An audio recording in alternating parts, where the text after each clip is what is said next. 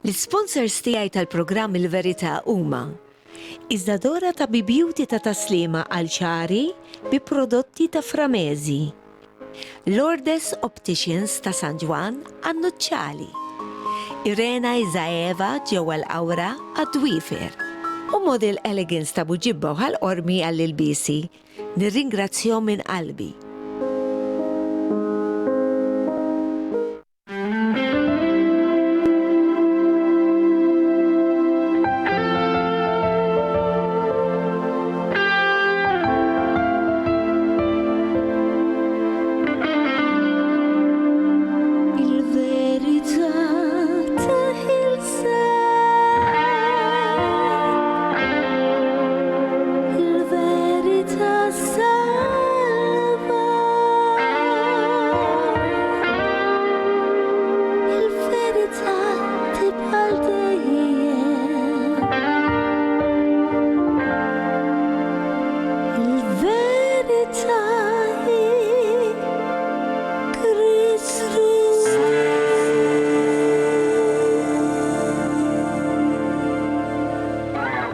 Il-Verita Kristu, jiena fil-ġisem brinkat, nilqakom għal dan il-programm u nista' ngħid li minn dan il-programm il-Verita għalaqna sena.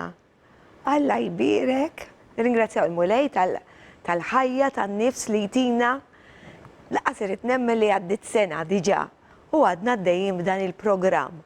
Ma bsarx jien li sa nibqgħu għaddejjin isibt li ħajkun xi programm ta' xi 13 programm biss, imma diġà laqna sena.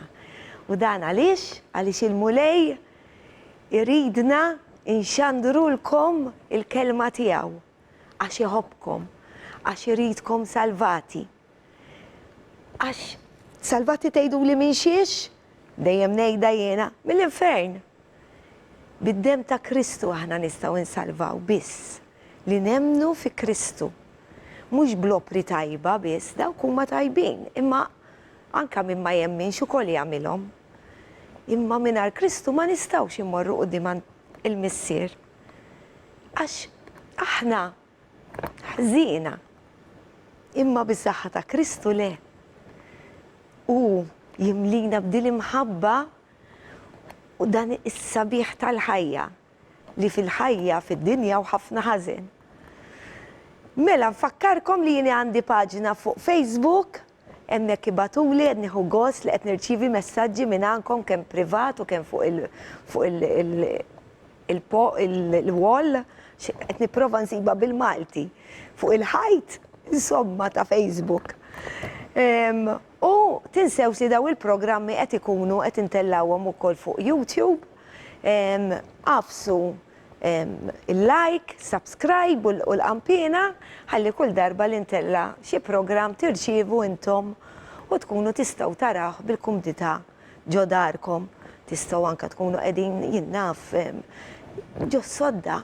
Jekk tkun ġo sodda u tkunu ma tifilħux daw il-programmi għadkom ma tafux kemm ifejqu. Mhux aħna ta' nfejqu imma b'fisem Kristu iva. Il-kelma Alla tfejjaq. Jew kellha tkunu qegħdin tnatfu. U il-mod kif qed nitkellem jiena huwa responsabilità tiegħi. Il-feature fuq Hekku, fuq l-ilsien dan in-naqra ta' muskolu li għandna żgħir u jiswa ħafna. Jista' jagħti l-ħajja u jista' jġib il-mewt. Ħanaqralkom naqra minn ġagbu. Mill-ktib ta' ġagbu. Dejjem infakkarkom ikolkom it-Testament, ara jien il-Bibja ħdejkom biex intom dejjem tiċċekkjaw dak li qiegħda naqra jiena, tiċċekkjaw intom ukoll għax meta taraw iktar tifhmu, iktar tidħlu, tkunu ħażenin għall-kelma tal-Alla, ara kemm nagħmlu affarijiet.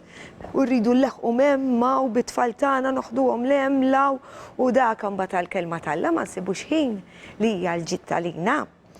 Mela, ġagbu li huwa step brother ta' Ġesu. Għax Ġesu kellu ħutu kemm subien u kemm bniet u għal-bidu daw laqas iridu jafu bih, għalihom kien diżunur. Ma ninsewx li ż-żwieġ ħalqu Alla u Giuseppi lil Marija wara li kellha l-Ġesu għarafha. Mela, dan Hekk, step brother, isimgħu x'qed jgħid. Min kapitlu 3, vers 1. Ħuti huma dawk li jemmnu fi Kristu. Lassirux ħafna minnkom għall-ilma din għalija wkoll, għax tafu li aħna li nagħlmu nkunu ġġudikati b'reqqa akbar. Aħna l-koll niżbaljaw, smajtu kemm il-darba ngħidilkom jien. U ta' sikwiet, jekk xi ħadd ma jiżbaljax f'dak li jgħid, dan ikun perfett, kapaċi jrażżan ġismu kollu. Aħna nqedu lil ġinf għal iż-żwiemel biex naħkmuhom u bih immexxu ġisimhom kollu. Ħarsu wkoll lejn il-bastimenti għad li jkunu kbar u jimxu mal-irjieħ qawwija, naqra ta' tmun idawwarhom fejn irid it-tmunier. Xi ġmiel ta' kliem. Hekk ukoll l-ilsien huwa biċċa ċkejkna fil-ġisem, imma jista' jiftaħar li jagħmel ħwejjeġ kbar. Jien ta' fejn iftaħar x'jagħmel il-Mulej miegħi, għax hu li jagħmel affarijiet kbar bis-saħħa tiegħu. Ara ftit nar jista' jqabbadlek foresta sħiħa u l-ilsien huwa nar. Huwa dinja ta' ħażen fost il-membri ta' ġisimna. Iniġġes il-ġisem kollu u jkebbes ir-ritmu tal-ħajja. U innifsu imkebbes mill-infern. Kull xorta ta' bejjem huwa safar, kull xorta ta' bejjem li jitkaxkru mal-art u taħut, dawn kienu huma mmansati mill-bniedem. Ġifieri ara x'qawwa hemm fl-ilsien. Iżda ħadd m'għandu ħila jimmansa l-ilsien. Kollu deni bl-akwiet mimli velenu li jġib il-mewt. Bih aħna nbirku lill-Mulej, mela, hemmhekk konna qegħdin naraw in-negattiv. Ħantikom naqra eżempju qabel ma nkompli naqra minn hawnhekk. Perkażu jiena ngħid kontra ta' xi ħadd ta' xnejra għalih ma' xi ħadd ieħor. U niżralu dil-mibeda lil dan il-bniedem li qed ngħid kontra l-bniedem ieħor għax ngħira għalih mingħajr da ma jafux. Jew inkella jiena bl-ilsien nista' noqtol lil xi ħadd. Tgħiduli kif? Ninkwitaħ jew ngħidu għax xi kultant l-ilsien qar mis-sejf. L-ilsien jista' jkun kattife ħafna. Jew kif kont qed ngħid qabel ngħid xi gidba dak li jkun iktar li waslu forsi li joqtlu l dak il-bniedem. Hemm ħafna li nistgħu nagħmlu bl-ilsien kemm fin-negattiv u issa ħanaraw fil-pożittiv. Mela, issa bih ukoll bl-ilsien aħna nbirku lill-Mulej.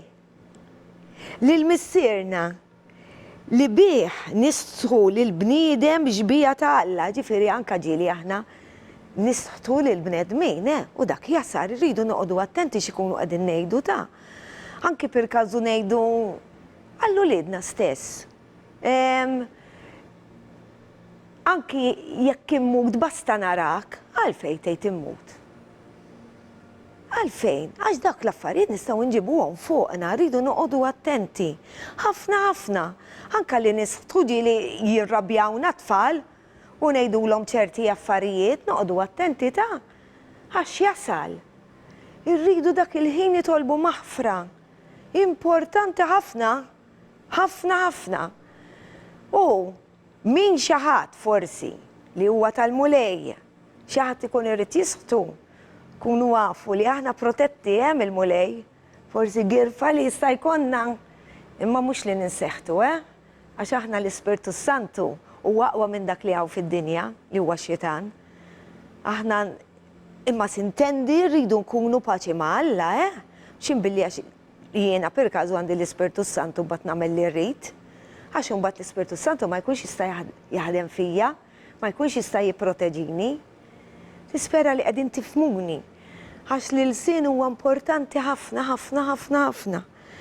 Jiena bekk dak li nħobb ngħid bil-sieni jinxandar il-pożittiv nara s-sabiħ u nxandru. Ħalli l-dak li jkun intellaw il-fuq. U l-paċi ħafna, l-paċi importanti f'qalbna. Dik ukoll bis-saħħa tal-paċi li konna f'qalbna, nxandru il-pożittiv. Mela, vers 10. Min il-sin wieħed joħroġ il-barka u s-saħta. Lem? U law. Dan m'għandux ikun ħuti. Jaqgħu jista' inixxi ilma ħelu u ilma salamastru mill-istess sajn. U ħuti tista' s-siġra tat-tin tagħmel iż-żebbuġ. Tista' d-dielja tagħmel it-tin. L-ilma mielaħ ma jsirx ilma ħelu. Ġifieri rridu noqogħdu attenti li kemm jista' jkun bis-saħħa tal-Mulej irnexxielna ta' inxandru l-pożittiv, naraw, u nxandruh, u nfaħħru lill-Mulej. Meta nfaħħruh tkun ma tafux li minn hemm isfel hekk itellana l-fuq. U mhix xi ħaġa forsi ħadd ieħor jarana boloħ aħna lilna li nkunu, imma jiena għandi l-ferħ tal-Mulej. Għalhekk tarawni ferħana, mhux għax ma jkollix dwejjaq, imma xorta jkolli l-ferħ. Araw dan il-feature. Hosea said, God's people are destroyed for the lack of knowledge. Now notice he didn't say because the devil's so great, he's so powerful and he can just run over you roughshod and you just can't do anything about it. That's the reason that God's people are destroyed. No, he didn't say that.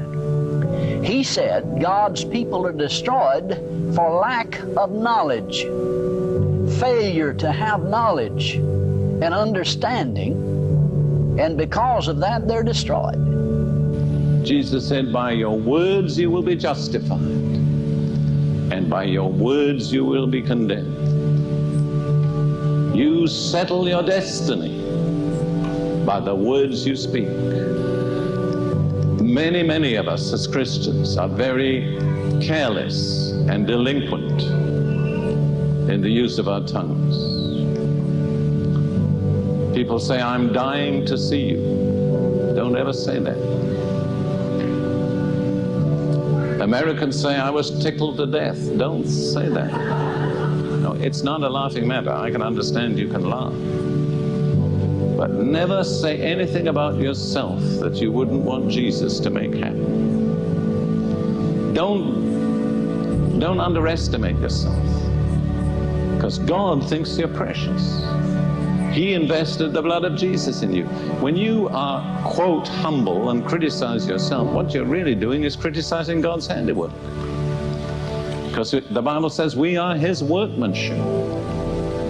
How dare you criticize the workmanship of God? Pride is a tremendous problem with Christians, but another problem that's just as great is underestimating ourselves. Not for what we are, but for what God has made us. Because sometimes we just learn some things growing up in life that just weren't true at all. And I know that you've probably heard this. I heard it when I was growing up in children's church somewhere. I don't know where it was, but I remember they sang this little song. They sang, sticks and stones may break my bones, but words will never hurt me. Well, nothing could be further from the truth. Words will kill you, especially if you don't know how to operate in the law of the Spirit of God or in spiritual law concerning the Word of God and your words. Now, your words will destroy you quicker than someone else's words. But yet, other people's words will work against you and cause you severe problems in life if you don't know how to combat that. You get people talking, well, you know, he's going to fail, he'll never make it. You watch and see, and you get 50 or 100 people talking against you like that, and you can't figure out where all the problems are coming from. You can't understand why all these things are happening, why all the things are going wrong. And if you don't know how to combat that, then you really got problems. So Paul puts it into perspective when he said the faith in God or His Word comes by hearing God's Word. And then, right on the other hand, if you carry that a little further, is that faith in the devil, faith in the enemy, faith in sickness, faith in disease comes by hearing the words of the devil. Now, you wouldn't think that Christians would speak the words of the devil, would you? Not knowingly they wouldn't, but God prophesied through his prophet Hosea and said God's people are destroyed for lack of knowledge because they don't know this. See, you can't live in health and talk sickness and disease. It's an impossibility. Because what you talk is what you're going to believe, and what you believe is what you're going to talk, because when it gets in your mouth, it'll get in your heart. When it gets in your heart, it'll get in your mouth. And it consumes you. Day in and day out, you think sickness, you talk sickness, you believe sickness, you are sick. And it started, it just about all started with words. Now, of course, you might have had some physical ailment when it started, but it'll worsen.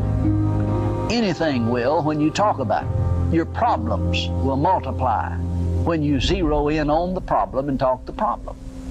You know why? Because there's life in words. There's life in words, or there's death in words. You can speak life and you can speak death.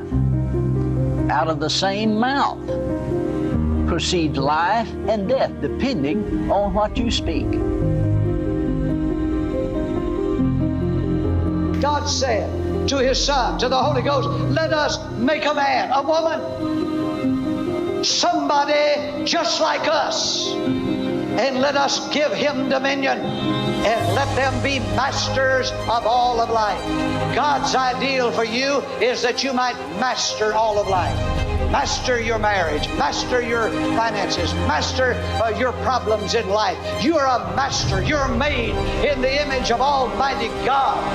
But the thing God impressed upon me is I want to make them men and women who can create with words. Now that's what Jesus talked about. Have the faith of God.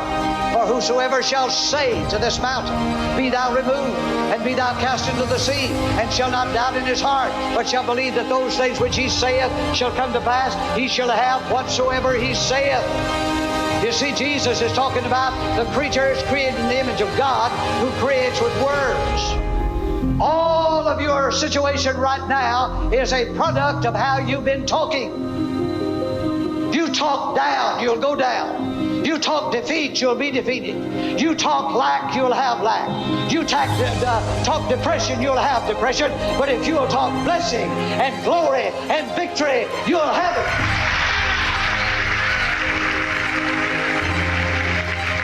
Creating the very thing you're talking about.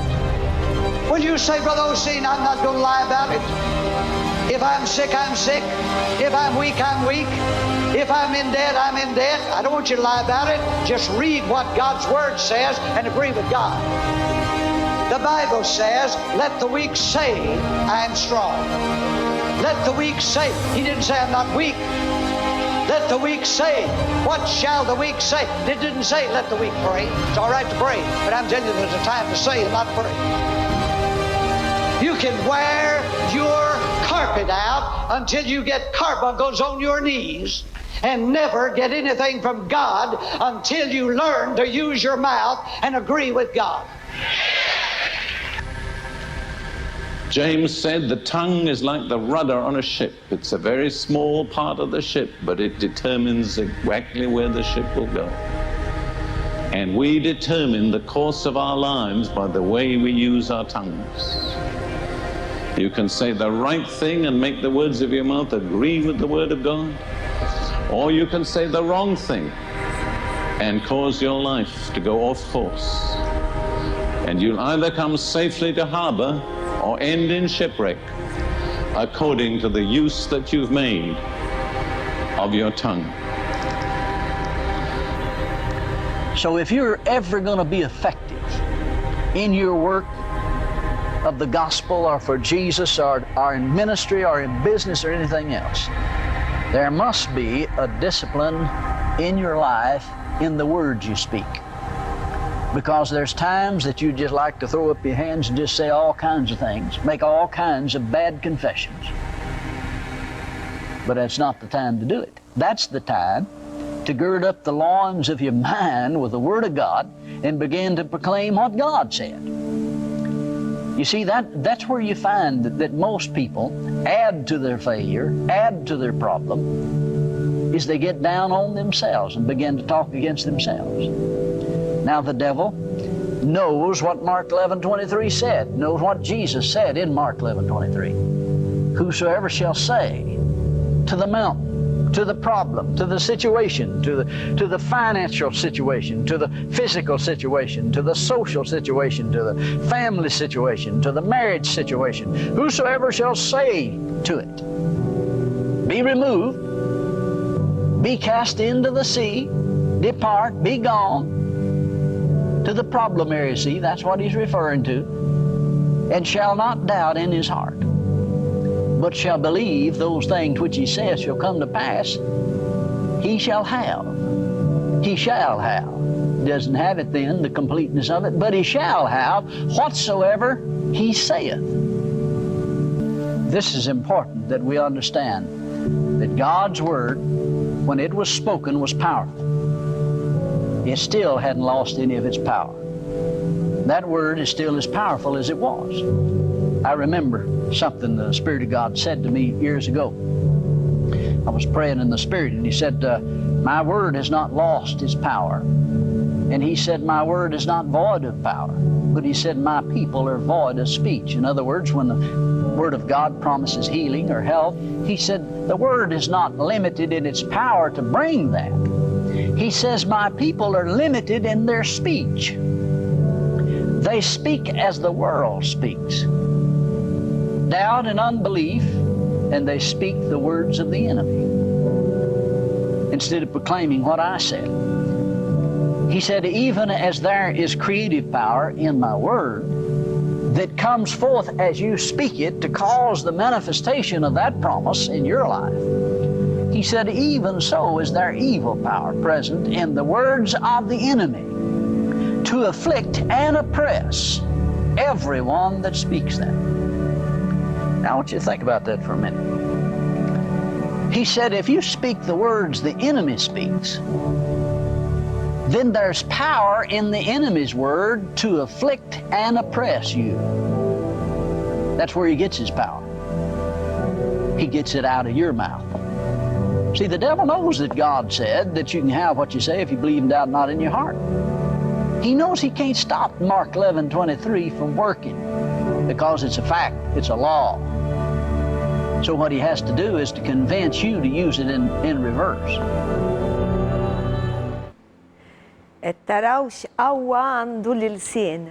Ħanaddu għal-riklami u mbagħad illaqakom mal-mistieden li għandi. Riklami. Il-verità tibqa' dejjem.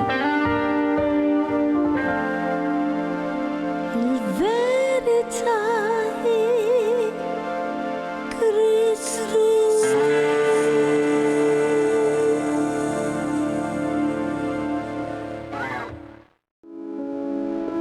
L-sponsors tiegħi tal-programm il-Verita huma Iż-żadora ta' Beauty ta' taslima għal ċari bi prodotti ta' Framezi, Lourdes Opticians ta' San Ġwan għan-Nuċċali, Irena Iżaeva ġewwa l-Awra għad-Dwiefer u Model Elegance ta' Buġibba għall-qormi għall-ilbiesi. Nirringrazzjahom minn qalbi.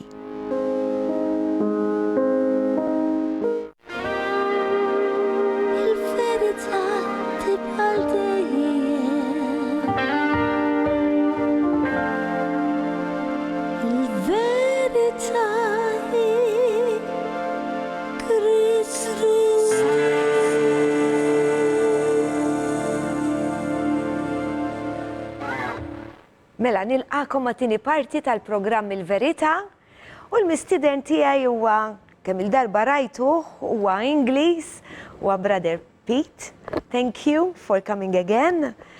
But I really like your preaching, and your preaching I want to share it with the televiewers of F Living Channel because they are so powerful. It's because it's the word of God. Mela, dan huwa Brother Peter u ħanitkellmu llum dwar it-Tabernaklu. X'kien ifisser fit-Testament il-Qadim. U issa sar permezz tal-mewt ta' Kristu ifisser fit-Testament il-ġdid. Interessanti ħafna li tkunu tafuhom dawn l-affarijiet, għax qegħdin sintendi fil-kelma talla, u hekk sa jispjegalna u jiena mbagħad nittraduxxi mill-Ingliż għal Malti kif nagħmel is-soltu. U nispera li wassal il-messaġġ kif suppost nitlob il-Mulej biex jgħinna ħalli dak li jkunu qed inxandrulkom mhux jibqa' hawnhekk imma jinżel fil-qalb tagħkom. So we start? Yes. Please. Mela, we are going to talk about chapter 9 of Hebrews. Mela, Hebrews bil-Malti hija mill-ktib tal-Lut minn kapitlu 9. I see this the chapter, the Hebrew chapter, I compare it like Isaiah. There is everything in one book. It's really there is in short words. Yes. But it's so powerful. Yeah, it's because the writer to the Hebrews was writing to the Jewish Christians, and he takes basically their history, goes right back to Adam, and goes to Abraham in the early parts of it, and brings it right up to Jesus. So he's tying the whole of their faith together through centuries. Eżatti, għax l-awtur ta' dan il-ktib qed jgħidilna li sewwa ġifieri ħsieb tiegħna jiġbor peress li huwa ludi stess kien jaf x'jemnu imma ġabar kollox mit-Testament il-Qadim issa wara li Kristu ġie bid-demm tiegħu araw issa ħataraw x'qawwa hemm bis-saħħa tad-demm ta' Kristu. We start. So in the Hebrews, we see there's this word better, which keeps coming up. And in chapter 9, it's contrasting the difference between the old covenant and the new covenant, how the new covenant is better. And because it's ministered from a better sanctuary. And we're going to look at the old sanctuary, the new sanctuary, and see how much better it is for us today than it was for them back then. So the first difference we see is actually in verse 1. Okay. Mela, ħanaqra minn mela narġa' ngħidilkom mill-ktib tal-Lut, kapitlu 9 minn vers 1. Mela, l-ewwel patt kellu wkoll il-liġijiet tal-kultu is-santwarju. Għalkemm dan kien santwarju tal-art. Verse 1 only? Just verse 1, yeah. And the last line of that verse, well, in the English translation, talks about it being the earthly sanctuary. And it's an obvious statement to make, but the earthly sanctuary was on earth. It does say that, whereas the heavenly sanctuary is in heaven, and we compare the two. But the earthly sanctuary had its limitations. It was subject to decay. It was constructed of earthly materials, and it required a priest to minister and be the mediator between God and men. And so it had its limitations. Yet in the heavenly sanctuary, there's no mediator. In actual fact, in verse 11, the writer here, he talks about the heavenly sanctuary, the greater and more perfect tabernacle, which isn't made with hands, and it's not of this creation. Illami, kemmi qawwija dil ħaġa. Mela, qabel peress li imħabba dnub fit-Testament il-Qadim sakemm Ġesu miet, id-dnub ma kienx jinħafer. Forsi ġili smajtuha din issa ħnidħlu fil-font. Qabel kien ikollu jidħol darba fis-sena qassis fil-Holy of Holies, hemmhekk irid ikun perfettu wkoll għax jista' jmut, kien jieħu dnubiet joffri, u fil-fatt kien ikun ukoll kellu ħabel miegħu biex jekk imut jiġbduh. ma kienx perfett daqshekk.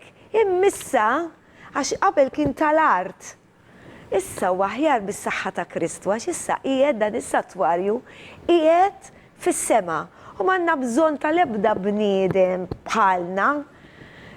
Imma il-bniedem huwa Kristu stess, il-perfett. Ma ninsewx li Ġesu ġie mis-sema mhux bħalna twilet minn Marija li kienet għadha verġni. Niżel mis-sema Alla stess inkarnat biex jgħaddi minn dan kollu u fil-fatt vers 11 jgħidlek imma Kristu ġie bħala qassis il-kbir dak huwa l-qassis tagħna u li jmexxina tal-ġid li diġà ġie. Wow. U daħal, isimgħuha, ħalli nkompliha. U daħal minn tinda aqwa u aktar perfetta li mhijiex maħduma bidejn.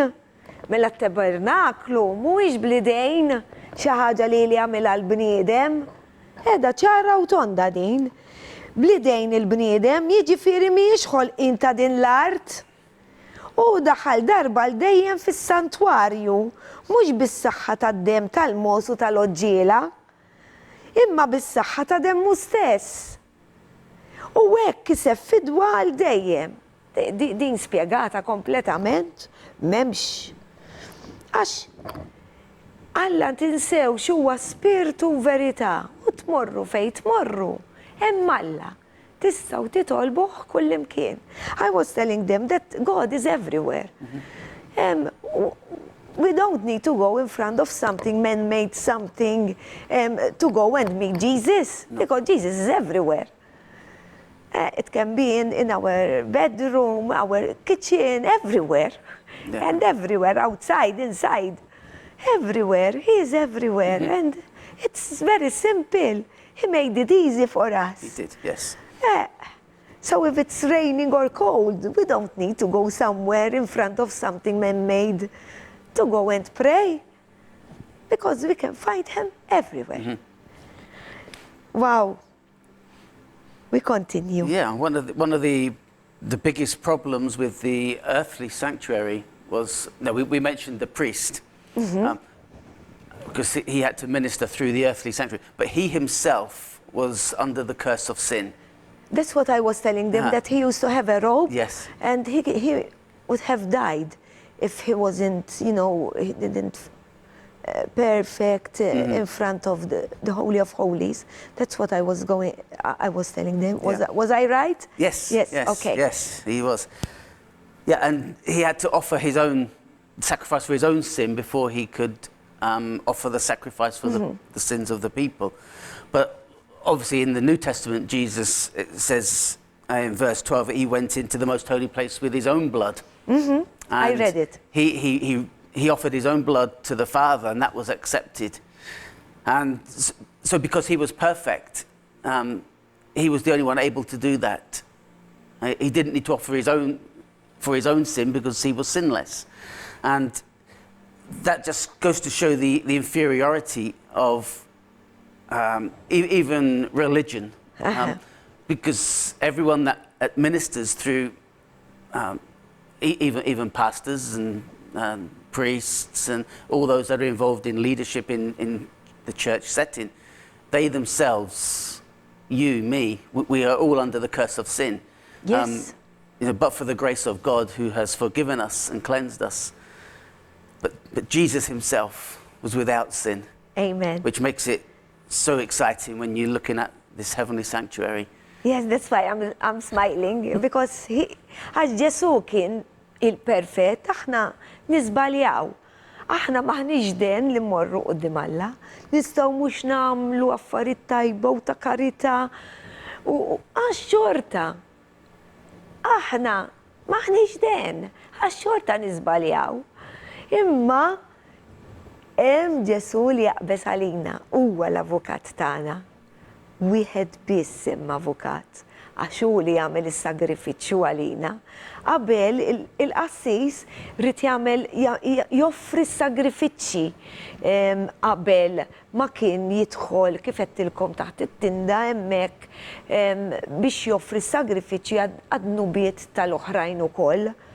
Immissa Ġesu għamilha darba l dejjem fuq is-salib qal kollox minn mitmum.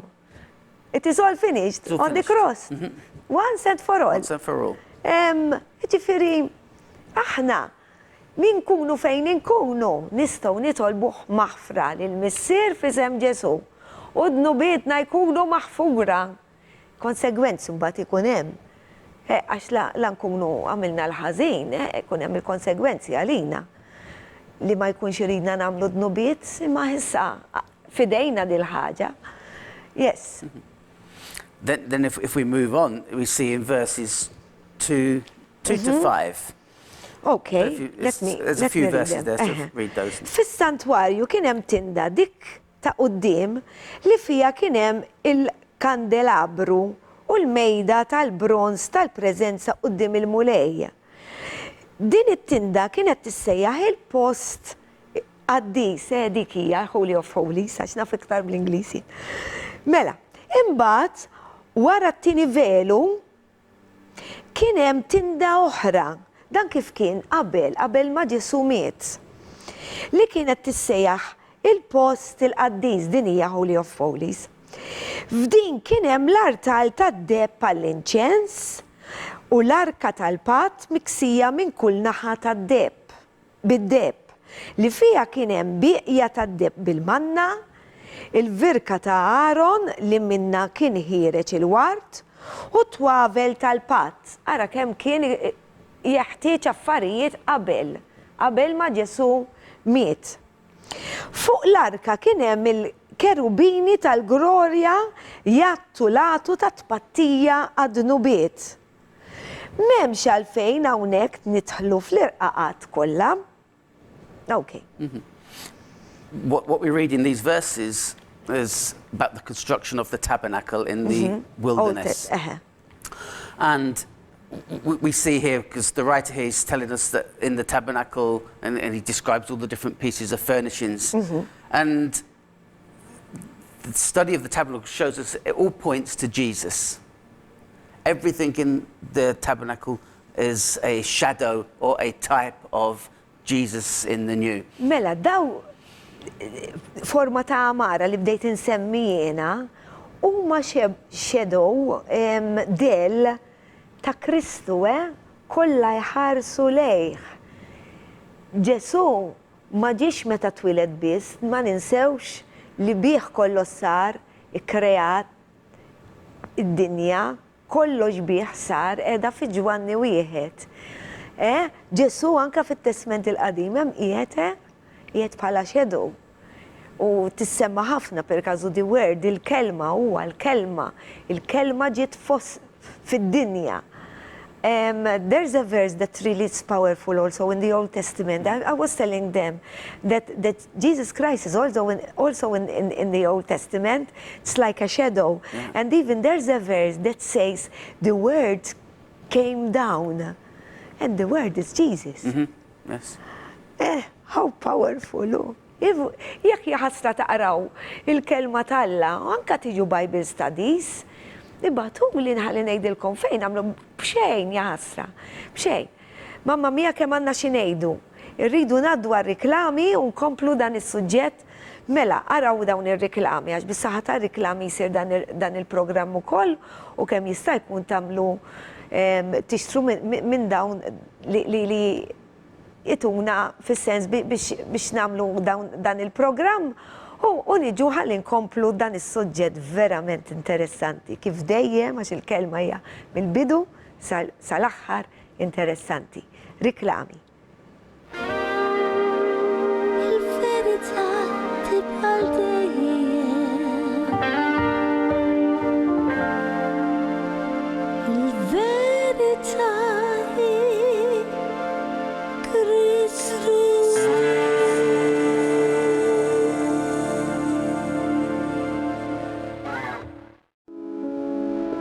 L-sponsors tiegħi tal-programm il-Verita huma iż-żadora ta' Beauty ta' taslima għal ċari bi prodotti ta' Framezi, Lourdes Opticians ta' San Ġwan għan-Nuċċali, Irena Izaeva ġewwa l-Awra għad-Dwifer u Model Elegance ta' Buġibba u ħal-Qormi għall-ilbisi. Nirringrazzjahom minn qalbi.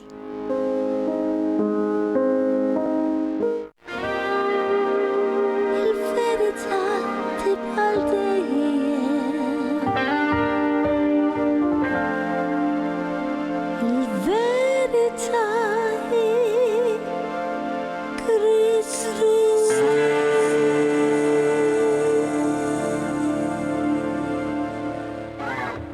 Mela nilqakom diġà t-tielet parti ta' dan il-programm u għadbaqanna ħafna xi ngħidu, mela qegħdin nispjegaw it-Tabernaklu kif kien qabel fit-Testament il-Qadim u issa fit-Testament il-ġdid kif inhu. So, let's continue, brother. Yeah. So just before the break, we were just mentioning about the tabernacle, the furnishings. Now, we don't have time in this program to do studies in the tabernacle. But if you just look at the construction of the tabernacle, you see that, just to show that everything points to Jesus, the people came in through the door of the courtyard. And obviously that's, Jesus said he was the door, the way in. He's the way, the truth and the life. Next we come to the altar where the sacrifice for sin was made.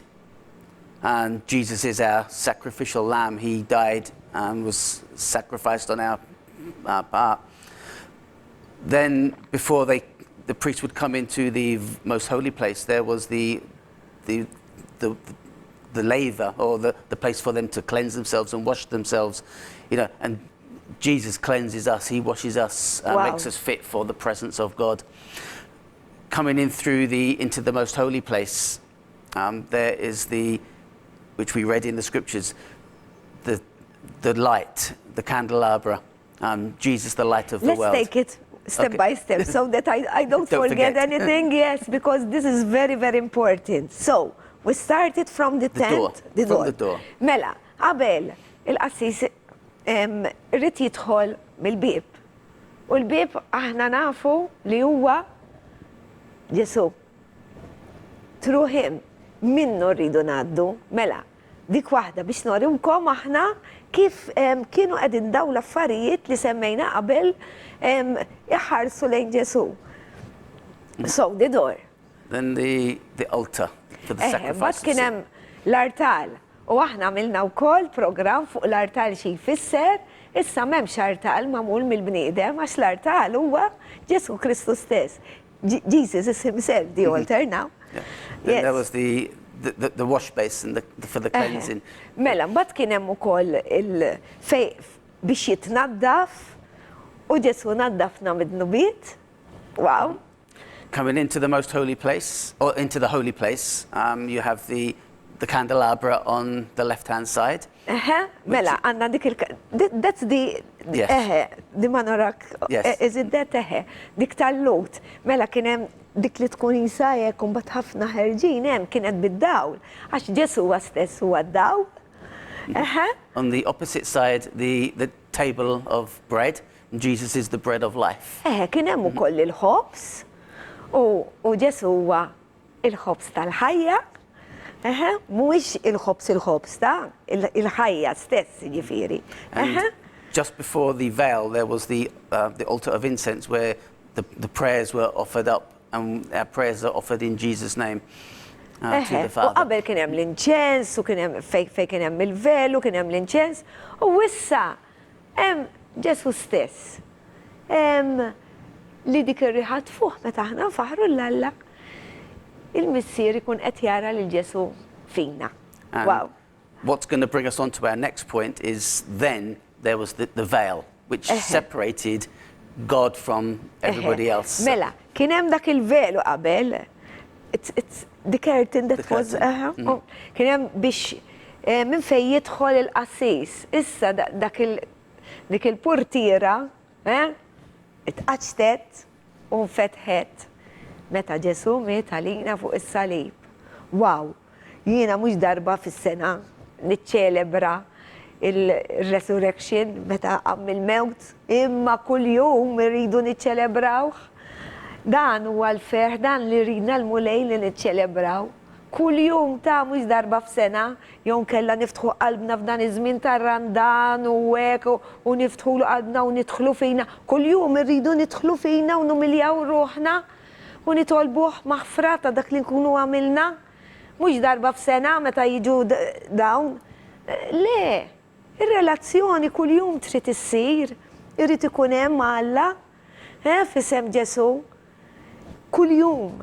Mela I was telling them that we celebrate Resurrection Day we have to celebrate it every day, not once in a year. Darba ħat inserta fil-birthday tiegħi because it's my birthday on the 21st of April on the Resurrection Day. So I celebrate it twice. Well, anyway. So as you were just saying there and telling them that the curtain was torn in two when Jesus died and rose again. And while that curtain was in place, God was totally inaccessible to the people. No one could go beyond that curtain except for the high priest. High priest. And he could only do that once a year. A year. Din ir-relazzjoni kif għandna issa, jista' jkun issa jekk naċċettaw lil Kristu bħala Situ Salvatur tagħna, ma kienx qabel għax minn din il-purtiera il-high priest biss seta' jidħol hemmhekk, il-qassis il-kbir li darba f'sena u relazzjoni ma setax il-bniedem ikollu Alla minn dan il-high priest biss u darba f'sena. Jiġifieri ara x'għamel għalina Ġesu? Għamel kollox. Għalfejn induru lejn ħadd ieħor biex nitolbu aħna. Li lanqas sa jismana. Għax Ġesu biss huwa kullimkien fl-istess ħin. Għax huwa Alla. Il-bejja ħadd ieħor ħadd mhu sa jismana. Għamel dan kollu għalina. Għamel is-sagrifiċċji kollox mitmu. X'nambu l-ħadd ieħor? U l-avukat tagħna, u li qiegħed fuq il-lemin tal-missier, u l-unika wieħed li waslinna t-talb tagħna, u l-unika wieħed li huwa l-medjatur. Għaliex bis-saħħa tal-mewt tiegħu. Laqas nista' nimmaġina minn xi xadda Ġesu jien.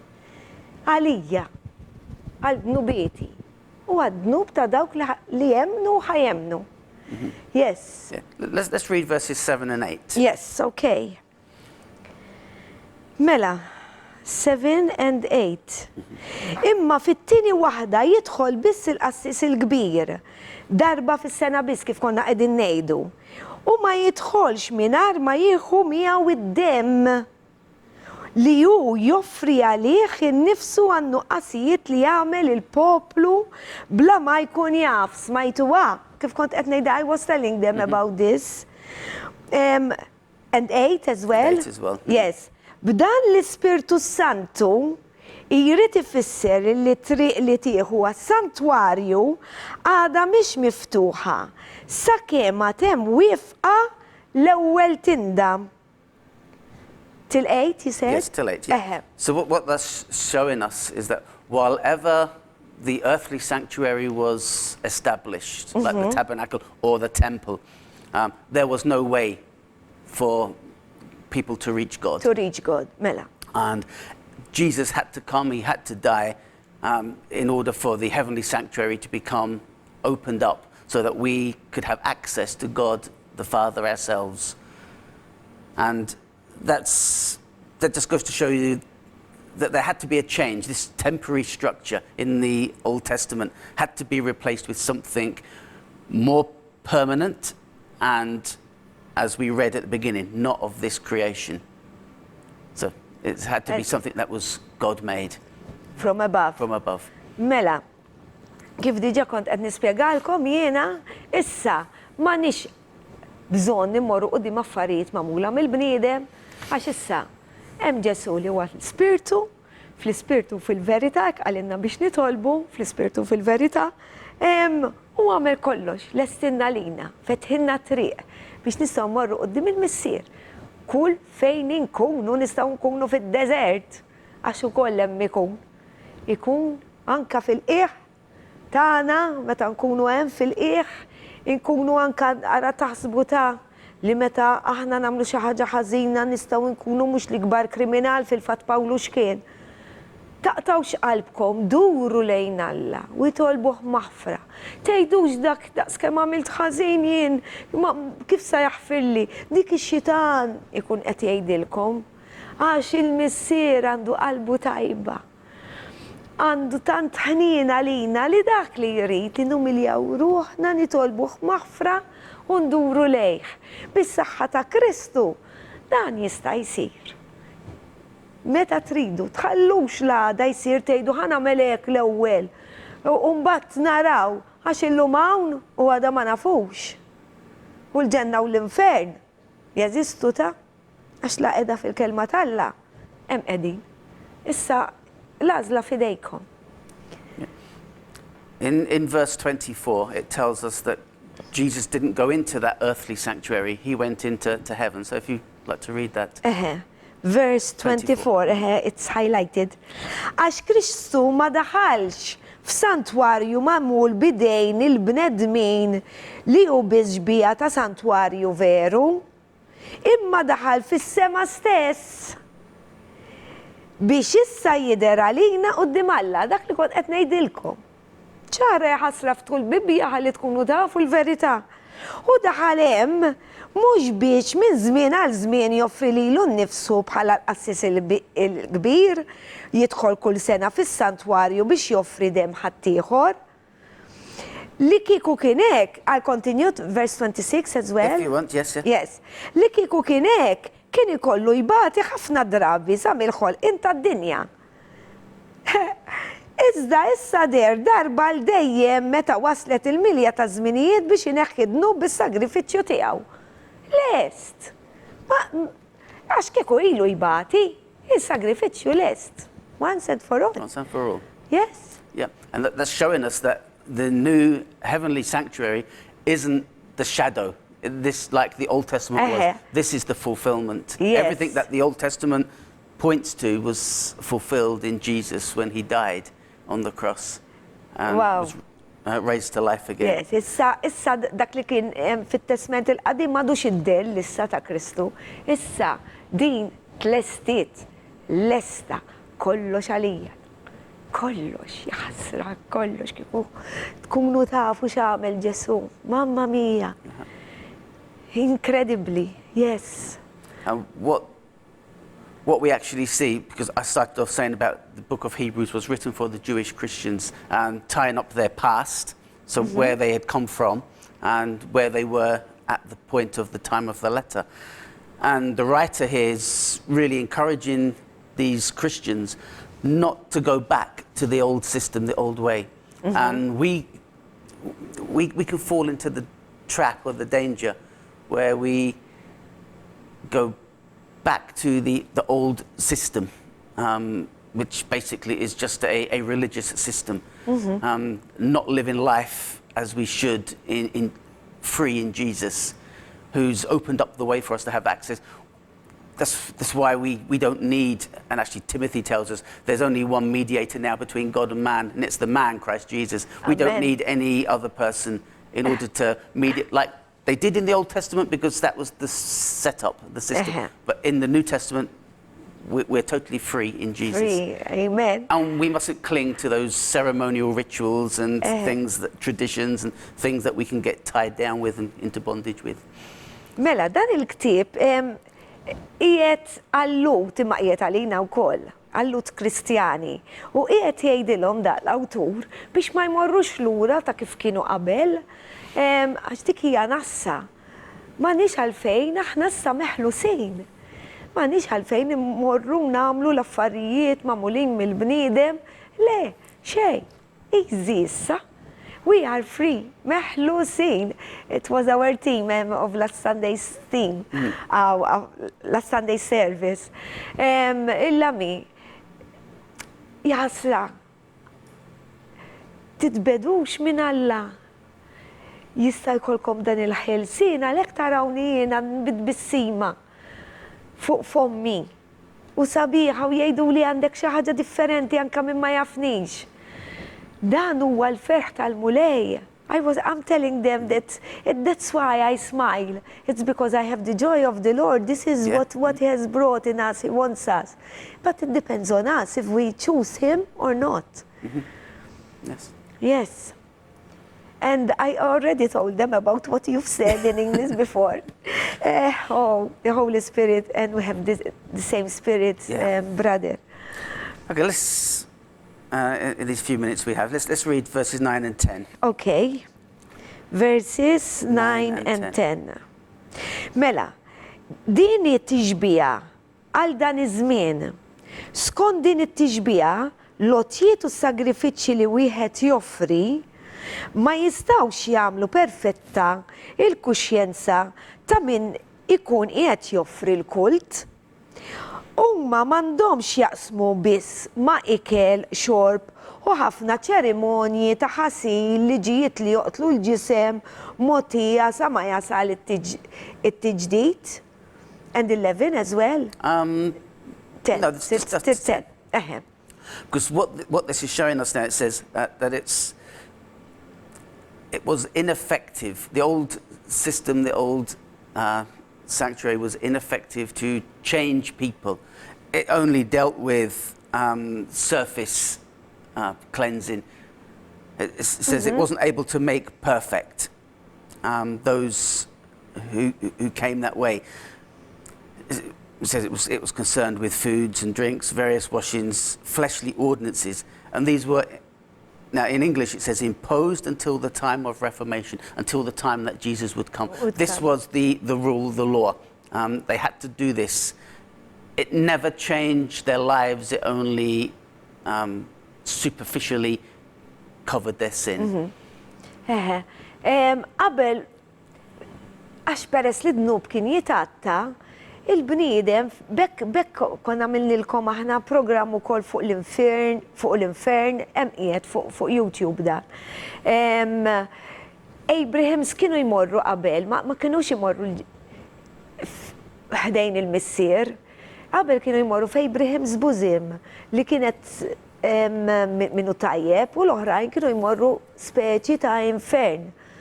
Għax l-infern dejjem qed jiżdied. Għax imbagħad ħajkun hemm is-second death. Qabel ma bis-saħħa ta' Kristu mbagħad bekk naħseb sa taqrawha. Imma tistgħu taqrawha kemm il-darba meta mid-Ġesu. Tinsew xi wara 3 ijiem infetħu dawk l-oqbra. Tinsewx li anke meta mid-Ġesu tkissru kien sar dak it-terremot u kien hemm dawk l-oqbra li tkissru u mbagħad wara 3 ijiem meta Ġesu rxoxta huma wkoll telaw dawk l-irwieħ u telaw il-Knisja telet. I was telling them when Jesus died, the tombs were opened, and after 3 days when Jesus raised, because before our soul cannot be with the Lord before the Lord died, and meta tidħlu fija l-kelma tal-Alla. Laqas nista' niskrivija kemm kbira u kemm fiha teżori. Yes. We continue, brother. Okay, let's just read then verses 11 to 15. Okay. Yes, sir.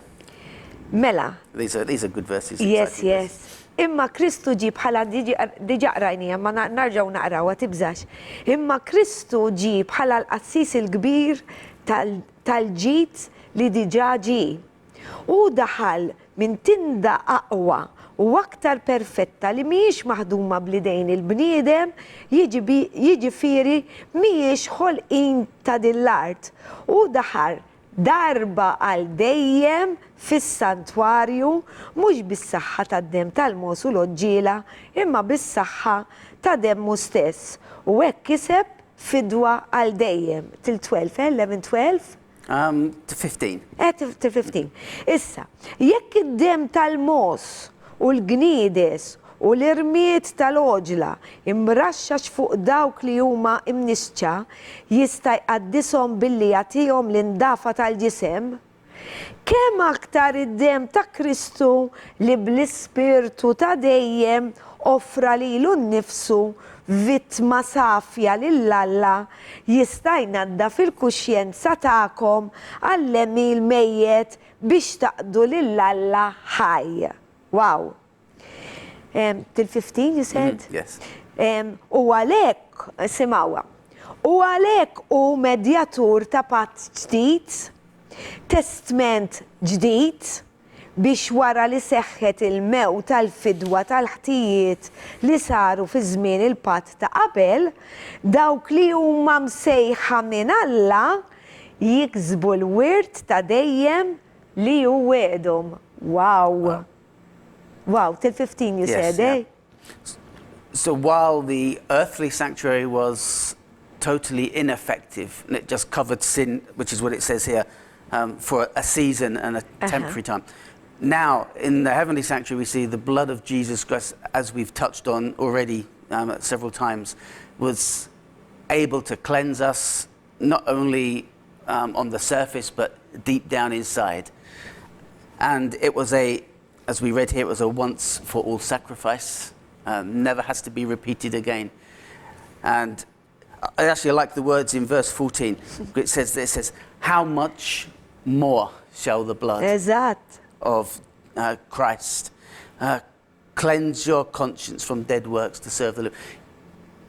It was ineffective in the earthly sanctuary, but in the new sanctuary, wow, it's totally effective to change our hearts and change our lives. Issa hija aktar effettiva bis-saħħa tad-dem ta' Kristu qalbna biex tbiddlilna minn dak li qabel konna ta' xitan u issa sirna ta' Kristu. Ħajkonna naddu għar-riklami. Il-verità tibqa' dejjem.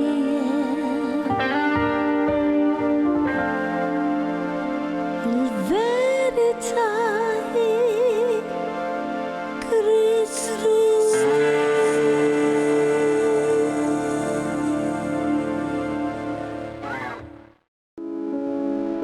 L-sponsors tiegħi tal-programm il-Verita huma iż-żadora ta' bibjuti ta' taslima għal ċari bi prodotti ta' Framezi, Lourdes Opticians ta' San Ġwan għan-Nuċċali, Irena Iżaeva ġewwa l-Awra għad-Dwifer u Model Elegance ta' Buġibba u ħal-qormi għall-ilbisi.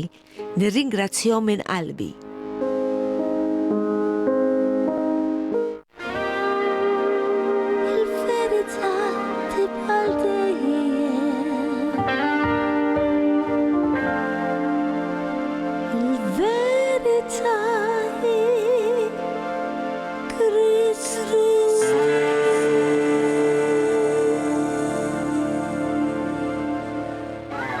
Il-verità hi Kristu qed tisimgħu xi qegħdin ngħidulkom hawnhekk xi ġmiel. Mela, Alla mhumiex ma jinsabx f'affarijiet li huma magħmulin mill-bniedem. Alla huwa kollox, m'għandni bżonn aħna nagħmlu l-affarijiet, huwa spiritu ma nistgħux naqbduh bidejna. I was telling them that God do not dwell in man-made things. He is spirit and we can't touch him, but imma nistaw nduru lejh u hemm qiegħed magħna u jrid jgħix aħna t-tempju tiegħu. We are the temple of the Holy Spirit. Yes, we continue because we have just a few minutes left. Yes. And we see everything that we've touched on, everything that we read in the early verses of this chapter is all based on the completed sacrifice of Jesus. That the fact that it's effective to change our lives, that it gives us access now to God the Father. And let's just read verses 24 to 28, shall we? Yes, mela 24. Għax Kristu ma daħal f'santwarju magħmul bidejna ġejna lija. Il-bniedem li hu biġbija ta' santwarju vera, imma daħal fis-sema stess biex issa jidher għalina quddiem Alla. And 25 as well, you said? Yeah, through to 28, to the end. Okay. U daħal hemm mhux biex minn żmien għal żmien joffri lilu nnifsu bħala qassis il-kbir jidħol kull sena fis-santwarju biex joffri dem ħaddieħor, li kieku kien hekk kien ikollu jbati ħafna drabi sa mill-ħolqien tad-dinja. Iżdissa darba l dejjem meta waslet il-milja ta' żminijiet biex ineħħidnu bis-sagrifiċċju tiegħu innifsu. U hekk hu miktub għall-bnedmin li għandhom imutu darba biss u wara dan isir il-ġudizzju. Hekk ukoll Kristu wara li offra lilu nnifsu darba biss biex jitabba bid-nubiet tal-kotra. Ma mitx għal kulħadd, Ġesu ġie għal kulħadd, imma fuq is-salib miet għal dawk li jemnu u li sa jemnu, għal kotra for the many. Għad jerġa' jidher darb'oħra mhux biex ineħħi d-nubiet, issa s-sagrifiċċju diġà sar, issa raġa' ġej imma biex isalva lil dawk li qegħdin jistennewh bil-ħerqa. Qiegħed tistennih inti? Sa jarġa' jiġi, Daw il-programmi ta' Second Coming qegħdin fl-ewwel 3 programmi minn għalija 11, 12 u 13 fuq YouTube qegħdin. Mela, I was telling them that Christ didn't die for everybody. He died for the many, for those who believe in him. And it's beautiful. Is-sagrifiċċju sar darba għal dejjem, kollox mitmum. M'hemmx purgatorju għax inkella tiġi li għamel nof sagrifiċċju. Jew ġenna, jew infern. Jew Malla, jew max-xitan. Inutli nħallu u nħallsu, nħallu artijiet warajna min hawn iridu nsalvaw. Kif? Billi naċċettaw lil Kristu. Okay. What these verses that you just read showing us is that the sacrifice is complete. Jesus died, he rose again, and it's telling us that he's coming back to take us. And we see there, all wrapped up, the past, the present, and the future. Mela kif qegħdin naraw, kollox qiegħed bħala kif meta nmorru nixtru xi rebba aħna bl-ikel. Issa f'din ħaġa kollox qiegħed hemm il-passat, il-preżent u l-futur. Għax Ġesu ġej għalina. Xi ġmiel u xi ġmiel. Mela. And it showed us in the past Jesus died for us and took our sins. In the present, it's now showing us that he's risen. He's in his Father's presence where he's making intercession for us and he's mediating for us. And in the future, we know he's coming back again and he's going to receive us to himself. Mela, kif kien qabel mitalina, issa qiegħed ħdejn il-missier iwaslilna t-talb, u mbagħad ġej għalina biex joħodna lin-nies tiegħu. Wow, thank you, brother. Because we have. Do you want to say something else? No. Yes, thank God, il-ħaqna aħna wkoll għamilna ġoreb dan kollu. U kif qegħdin taraw Ġesu s-sagrifiċċju lestih darba għal dejjem. Mela ħanaddu għal kanzunetta.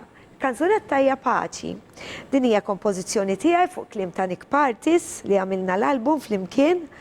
U ħanejdilkom malaj xi tfisser dan il-kliem li qiegħda ngħid bil-Malti. Għax għalkemm kont diġà kantajtilkom din il-kanzunetta, forsi jekk iktar tidħlu fiha. Il-paċi għax Ġesu ma ġabx il-paċi, ma ġiex hawnhekk biex iġib il-paċi fid-dinja ta' fil-fatt m'hawnx paċi, iktar gwerra hawn u iktar il-gwerra ħajjiżdiedu, imma ġabilna l-paċi f'qalbna li dik ħadd ma jista' joħodilna. Mela, fil-kwietu żbuħija tal-paċi perfetta tiegħek tal-Mulej, ir-ruħ tiegħi hija l-darb'oħra restawrata, l-ispirtu tiegħi jsib rilax. Is-saħtiet kollha u l-problemi kollha jtiru. Il-pressjonijiet kollha tal-jum imqalleb, il-ħsibiet kollha li jaħdu lili l-bot minnek daw kollox jitlaq. Issa, ir-rifrejn, l-ispirtu tiegħek jgħix fuqi fis-sens ta' mħabba. Jibda miż-żejt li jfejja il-qalb tiegħi.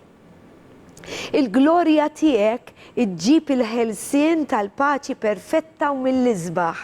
Jiena is-separata U meħuda f'qalbek, ġifiri jiena neħħini il-Mulej minn id-dinja u qiegħda f'qalbu issa jiena. M'għandi l-ebda biża' ta' dlam jew tat-terrur tal-lejl, l-ispirtu tiegħi jimxi ma' Ġesu, ir-ruħ tiegħi hija fid-dawl. Min jista' qatt tiġib il-paċi aħjar? Min jista' jġib aktar rilax? Ħadd imma l-prinċep perfett tal-paċi.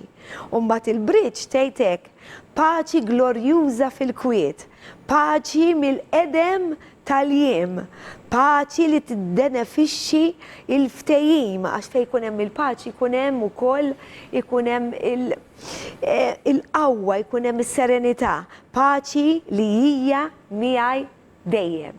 Mela ħankantalkom issa. Peace.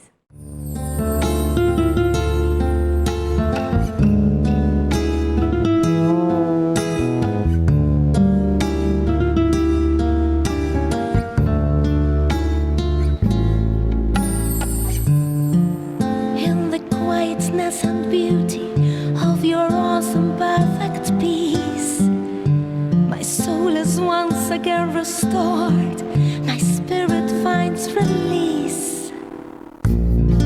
All the cares and troubles fly away, all the pressures of a hectic day, all the thoughts that take me far from you. Your spirit leads, and of the sense on me in love, from the oil of your kindness healings start. Your glory brings release of your awesome perfect peace. I am set apart and taken to your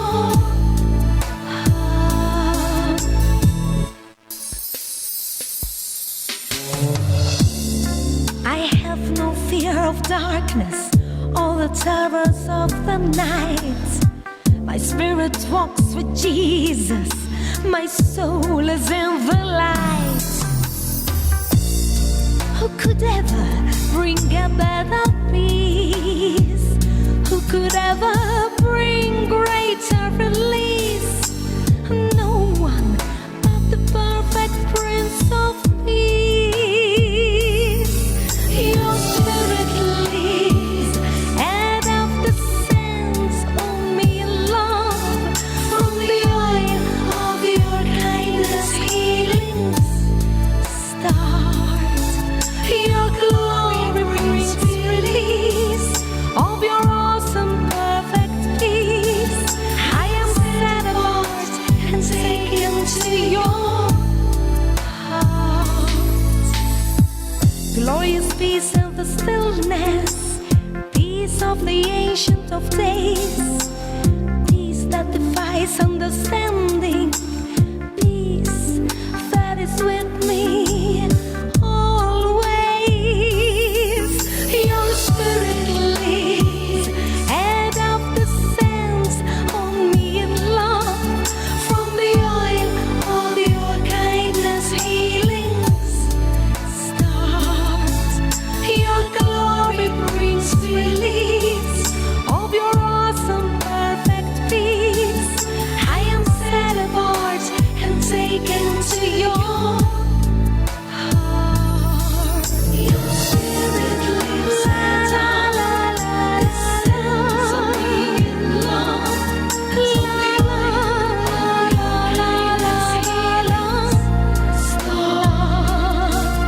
your glory brings release of your awesome perfect peace. I am set apart and taken to your heart. I have no fear of darkness, or the terrors of the night. My spirit walks with Jesus, my soul